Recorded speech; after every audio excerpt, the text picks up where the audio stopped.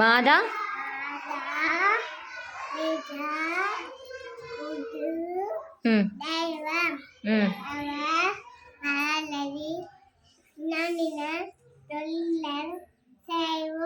திருக்குறள் சே பண்ணுங்க.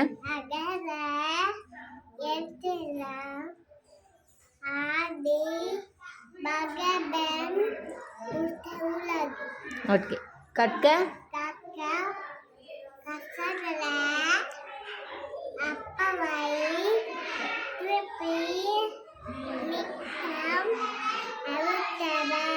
Okay. Proverb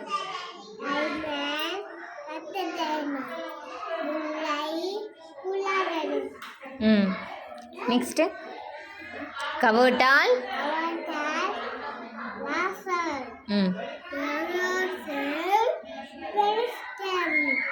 okay. God is